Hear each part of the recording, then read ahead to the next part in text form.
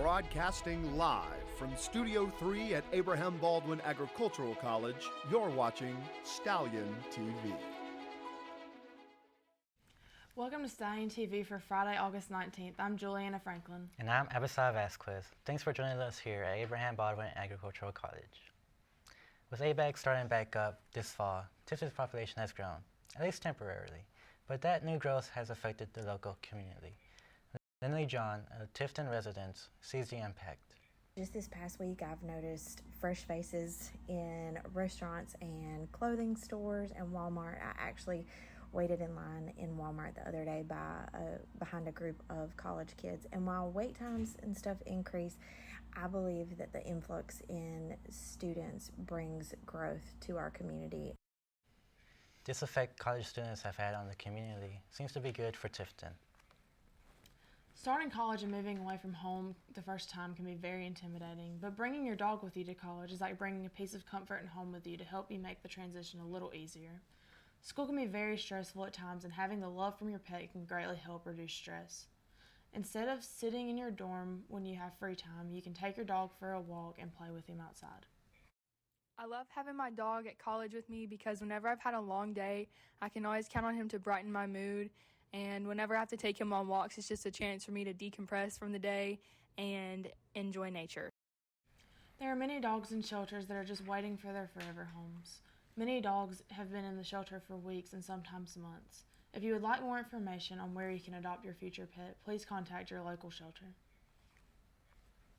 Over the past 2 years, a debate has sparked up around campus about whether the downsizing of the ABAG library has been a positive decision. Between the fall of 2017 and the fall of 2020, the library resorted its collection, removing bad books that were in bad condition, contained outdated information, or were simply never in use. David Edens, the director of libraries, says the reduction was significant. We reduced the size of our collection by about half. Now, as to whether I think that benefited or harmed the college, honestly, seeing the material that we pulled out and having done the lion's share of the work on that weed myself, it was a benefit. We were getting rid of information that we didn't need anymore. The director of the ABAG libraries also says the library will be extending its hours next week, and it will remain open until 8 p.m. Monday through Thursday. As the semester comes into session, so do the athletic teams on campus. Every day, these athletes go to early morning workouts, attend class all day, and then come back together in the afternoon for a team practice. Michaela Pitts, a member of the softball team at ABAG, had this to say. After my first season as a student athlete, I realized how hard we worked and how much time was put into creating a successful team. From 5 a.m. workouts to class all day and a full practice in the evening, it was tough. We had spring games, there were 58, and then a conference tournament. In this short time, I learned to push myself further than I thought was possible, and you learn to lean on your coaches and your teammates. Thank you, Michaela. These student athletes truly are something else. The rise in gas prices has affected many people in America in budgeting their money. Inflation of gas went up to 8.5% in May compared to 0.1% in 2020. Here we have Roger Cooper speaking on how it affected him. How have gas prices impacted your standard of living? Well, first, they kept us from doing things we used to do. No vacations, no bowling, just no entertainment. The house says they are busy trying to fix the high gas prices. Eliana's is a small chain coffee shop that is now constructing a new cafe in Tifton. However, progress on the upcoming cafe has slowed. Jan Frazier says it appears the future of the new coffee shop is uncertain. One of the staff members at the Elianos in Cordele told us that the Tifton location would be opening in July. Well, we're over halfway into August, and we still have no update of when it will open. Hopefully this new coffee shop opens soon, as many eagerly await its arrival. After a harrowing 2-week search, the Central Jeweler scavenger hunt ended. Sarah Herring found the key to the 1-carat, $2,200,000 diamond behind a lot sale sign after following the clues posted by Central Jewelers. Josh Bowyer was one of the unsuccessful scavenger hunters. The scavenger hunt in Tifton was pretty cool. It brought our family together. We spent a lot of time going through the clues, chasing around town, trying to find out where this diamond was. Some of the clues didn't make sense, but it's okay. We still had a good time with it.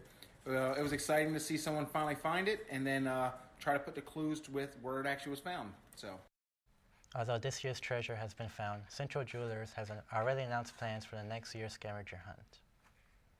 Homeschooling is gaining popularity among American households. The number of students being homeschooled increased by over 10% in just the last 5 years. Reasons for the shift range from safety concerns to a desire to focus on family values. Marissa McDonald, a first-year homeschooling mom, has her own reasons for making the change. I'm homeschooling for safety reasons because I would like to know what my kids are learning and to bring God into our lessons. McDonald says that the best place for future generations is to be in the hands of loving guardians. The Grateful Dead reunion band, Dead & Company, finished their final tour last month. Even though the months-long tour featured many usual stops for the band, many fans were disappointed to not see Atlanta on their list. The Dead first played Atlanta more than 50 years ago. ABEC student and Deadhead Thomas Chumley was among those disappointed to not get One Last Dance on Shakedown Street. Yeah, I just think it's a shame they didn't hit Atlanta this year. I've seen them every year for the past few summers, and it sucks that I couldn't get a chance to see them this one last time. With the band retired, there is no telling when fans will have another opportunity to see the original members jam one last time. A shocking tragedy has occurred on Call of Duty Black Ops 4. Ty Goodman has been destroyed by his roommate LeJarrick Walton on Nuketown. Goodman was never the same afterward. LeJarrick defended his position. Man, why you suck so bad? Man, what are you doing? Quit screen cheating. Stop. Man, you suck really bad. LeJarrick, stop. What? I just want to play. I just want to have fun. Come on, man. Stop. It's your freaking Amex. I got you. Cheating. Man, I'm getting sick and tired of playing with you. You know what? You can take your controller. I'm done. You suck, man. Oh, yeah? Yeah.